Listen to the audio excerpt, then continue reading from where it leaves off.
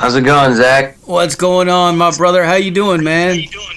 Good. How about yourself? I'm doing great, man. We just got done blasting Effigy, man, off the new record, and it's fucking so badass, dude. Oh, thank you. Thank you. Holy shit, man. That is some fucking dark and heavy shit right there, man. Yeah, that was kind of the direction the band was heading.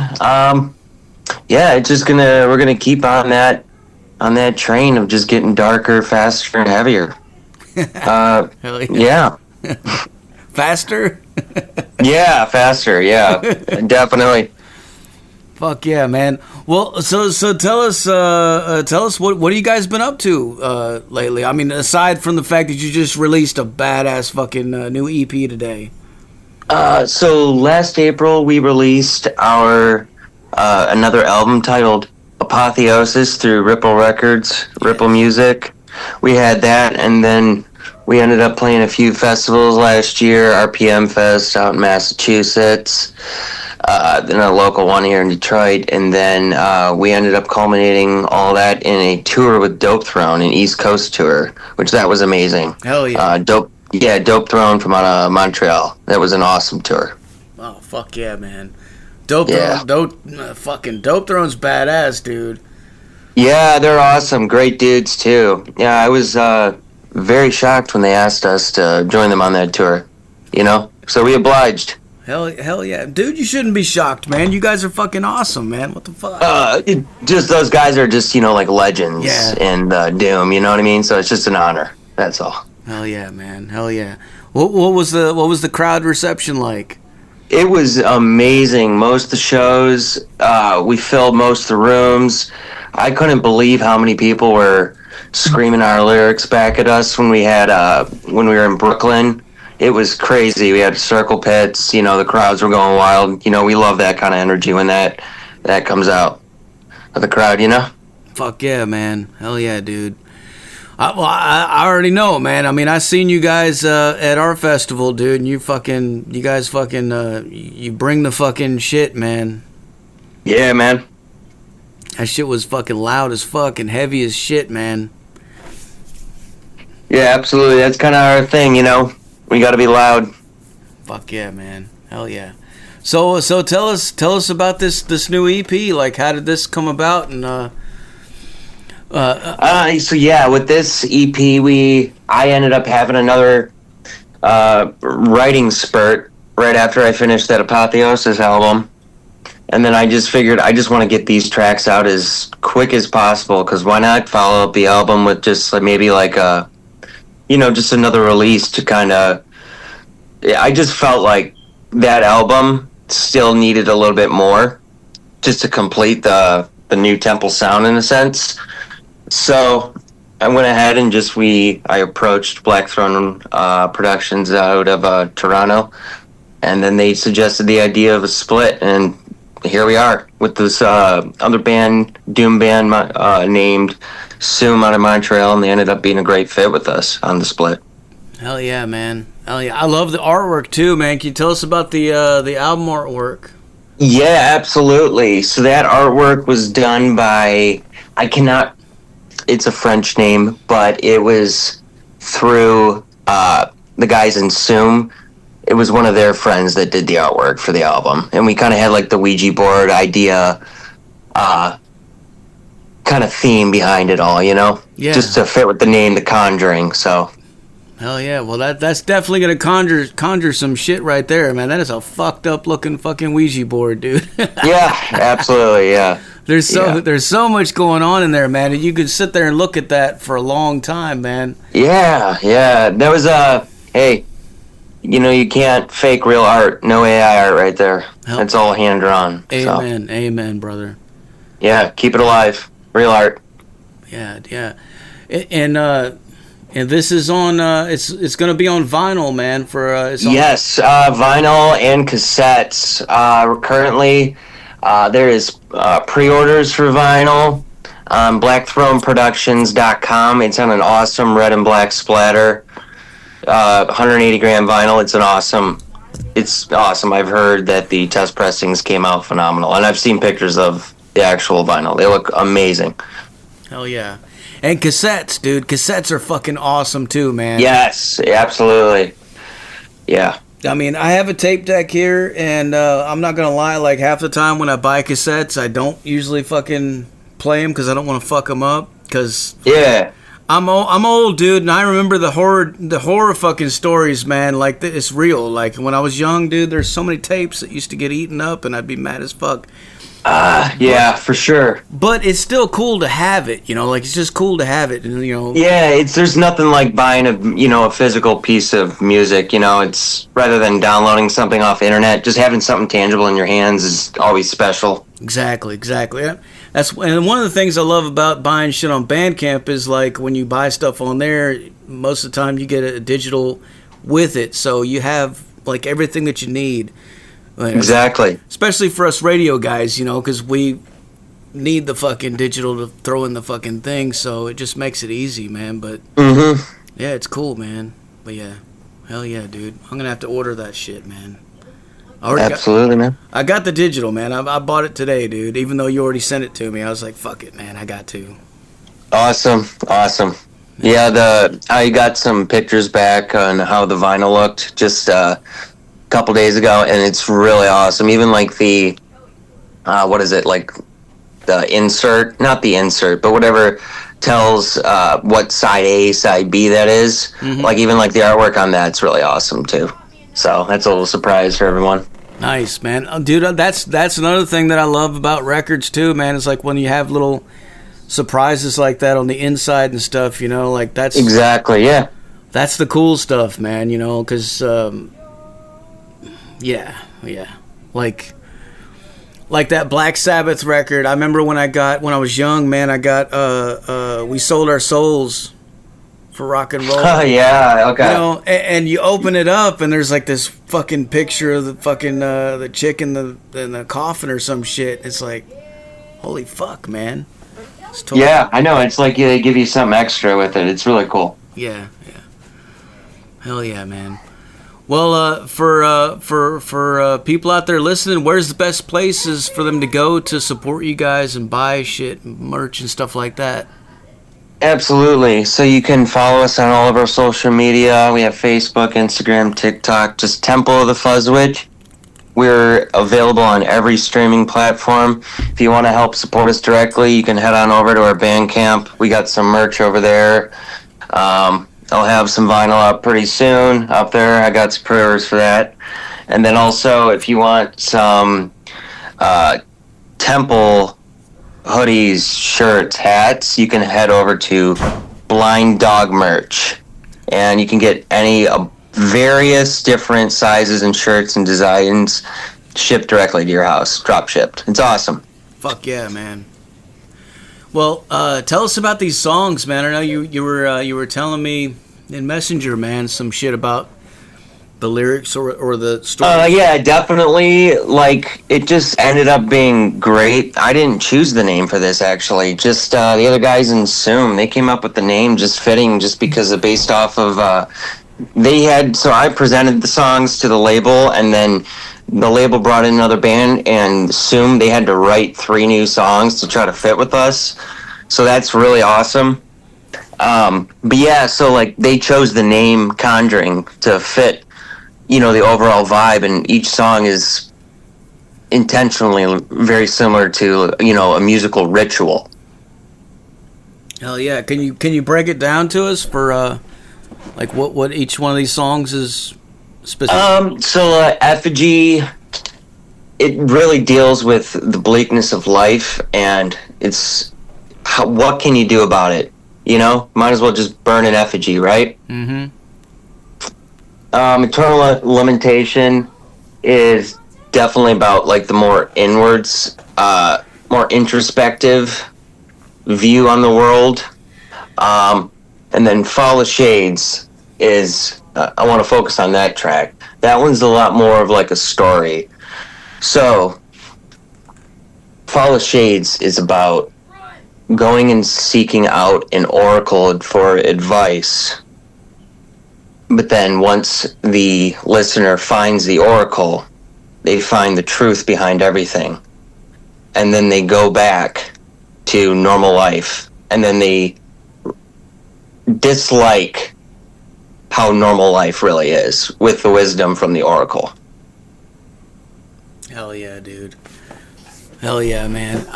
When you were telling me all that stuff, I was thinking about it, and like and that's the song actually that I'm going to be playing after the interview, by the way. But awesome. Yeah, when you were telling me about all that stuff, I was thinking about it really deeply, and like it was funny because like lately I've been going down a lot of wormholes on fucking YouTube and stuff. I get into all this weird fucking some weird shit on there, these different things about fucking awakening and stuff like that, and there's like all these prophecies and shit and stuff like that. There's a lot of stuff feels like that's going on right now in the world. Yeah, the world's a crazy place, man. Yeah, but I definitely want to just say though, I'm being pretty vague with the lyrics too, like with the meanings behind them. I'm pretty cryptic behind it, but then most importantly, I always want the listener to make whatever the lyrics are for themselves too, you know?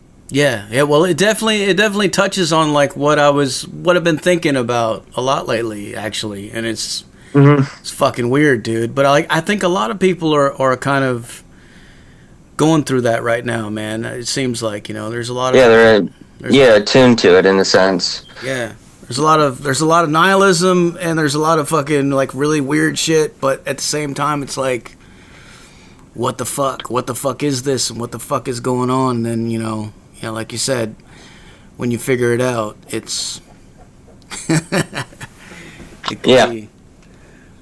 could be either a curse or a blessing, man. I don't know. Yeah, exactly. Oh yeah.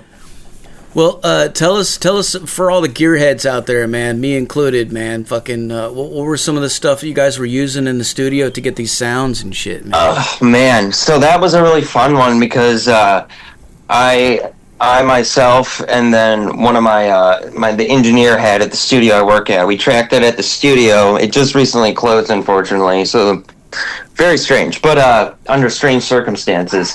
But so the gear that I was using there for guitar is just my Orange Rock Reverb 100, my PPC 412, I believe. It was my Dunnable Cyclops. And then I went into a Boss Hyper Fuzz clone, just for the fuzz pedal. Yeah, and then to my Orange Rock Reverb 100. The bass was like a Dark Glass 800 with like some type of, I think it was the Magic Fuzz, which is like a big muff style fuzz. And then Taylor's drum kit. It's awesome old vintage Ludwig Acrolite, so that thing sounds badass as always. So yeah, I mean, that's all the gear. Hell yeah, man. Fuck yeah, dude. Yeah, I know, man. That fucking that orange head you have, dude, that's a fucking beast, man. Fucking yeah, everybody says they like it, and I don't know. I feel like I'm always fighting with it, Oh man, it sounded great when you guys played at the festival, man. I wish, oh god, I so wish we were recording that year, man. We recorded this last year. Finally, we got some people there to help us do that. But like, awesome, man. That's great to hear. I wish we were doing that back then when you guys played, because fuck, man. It just sounded insane, man. Yeah, I got you. Well, thank you.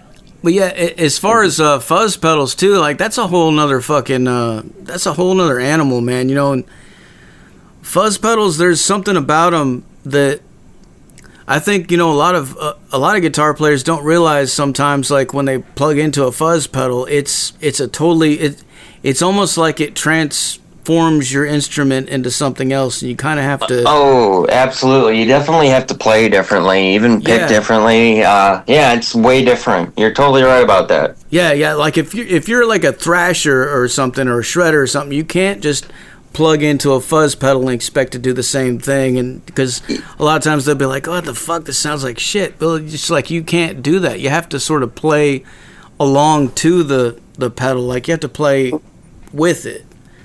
Yeah, I agree. Sense. Yeah, absolutely. That totally does. Yeah, that's a really good way of putting it. Yeah. Hell yeah, man. Fucking hyper fuzz, huh? Yeah, it's a Boss Hyper Fuzz. It's actually like a really cheap Behringer pedal, but it's it's like circuitly, like the exact same as like the old Boss Hyper Fuzz, and it rips, man. I use it, it just does it, right off the bat. Man, there's so many different fuzz pedals, dude, but I think it's funny, like, a lot of times, man, it's the cheaper ones, like the... Yeah, I always end up coming back to it. I used to use the Death by Audio Fuzz War for a lot of years, but, that thing, like you said, I don't know, my playing is a little bit different now. I need a lot more note definition and stuff, just with, like, the faster stuff. But, I still always do use the fuzz and whatnot. Hell yeah, man. That Behringer, and the Behringer fucking Super Fuzz, man. You can get that. Yeah, it's funny, right? It's like $25 or something, man. Yeah, exactly. yeah, right? And it sounds that good. So... Yeah. I was watching some YouTube, what was it? It was the Andertons fucking show out of England, and they had a Doom guy on there, and he was going through a bunch of different fuzz pedals, and he actually has his own signature one, which is like really expensive or something, and they had him blindfolded, sort of testing through all these different pedals to see which one he liked the best. And I think at the end it was the fucking it was the Behringer, I believe. I'm not sure. Yeah, right. Yeah, it's like I said, it's the same circuit as the old Boss one from the 90s. Then they just don't make it anymore. And like if you try to go buy like a Boss one, they're I don't know what they're going for these days, but like $300-400. So damn. Yeah. $25 or $300. Right. Right. All you need is that fucking, just that nastiness, man, that it's going to do. Yeah, exactly. And plus, when people see it on my board, too, they're, like, kind of shocked sometimes. So I like throwing people a curveball. Like, they don't believe it, you know what I mean? Yeah. It's a Behringer, so. Hell yeah. Yeah. That's like Kirk Winstein from Crowbar. He was always using the fucking Metal Zone. Yeah, dude. To boost his shit, but he would cover it with tape so that people wouldn't see, so they wouldn't know what it was.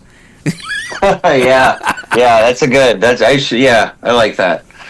But like, hey, man, if it works, it works, Yeah, exactly. That's what it really comes down to. If it just, believe it or not, like at the end of the day, if it just, whatever it is, if it sounds good, that's the most important thing. Yeah. Hell yeah, man. All right, well, what else? What kind of stuff do you guys have coming up next, man? Do you have any tour dates or anything like that you want to announce? Yeah, so we're going to be down in Lexington, Kentucky on April 18th at Legalize Lex. We are playing that festival. Legalize Lex. And then the following day, we are in Baltimore, Maryland at Grim Reefer Festival. Yeah. So that'll be awesome. Other than that, we got, it's not officially announced yet, but we're playing Grand Rapids Doomfest out in October. And then later on this year, hint, we're looking at some stuff out west. So that's all. Fuck yeah, man. Well, definitely keep me on the fucking, let me know, when you got stuff like that to announce, man. We'll help you fucking push it out there, dude. Yeah, absolutely, man. Thank you so much, Zach. Hell yeah, dude. Of course, man. Well, I guess I'm about out of questions for you. Is there anything else you want to throw out there? Not really, man. Check us out on all our streaming platforms. Instagram, Facebook, the socials. That's it. Hell yeah, dude. I don't got nothing else. All right, Noah, well, before I let you go, can I get you to make us a station tag real quick? Of course. All right, whenever you're ready, say something like, "This is Temple of the Fuzz Witch, and you're listening to Metal Devastation Radio." This is Noah from Temple of the Fuzz Witch, and you're listening to Metal Devastation Radio. Fuck yeah, dude. Hell yeah. All right, man, well, what I'm going to do now is I'm going to blast some more Temple for these motherfuckers so they go crazy, all right? Oh, yeah, man. All right, man, we'll talk to you later, brother. All right, man. Have a good night. Cheers. Bye. There you have it, folks. Temple of the Fuzz Witch, live on the Zach Moonshine fucking show with Metal Devastation Radio. Like I said earlier, put your speakers in your windows, Put them in your front lawns. Put them in your neighbor's driveway. Do whatever you got to do, man. If you don't see U-Haul trucks everywhere tomorrow, dude, you really need to invest in a louder stereo system, man. With subwoofers and shit, dude. You know, big shit. Like the old school days, man. Like, I got 15s in here, man, in the studio, man. You know what I'm saying? And a sub. That's what you need, man. And crank it the fuck up loud as a fuck. Make your neighbors fucking hate you, man. This is Temple of the Fuzz Witch with Foul of Shades. Crank it up.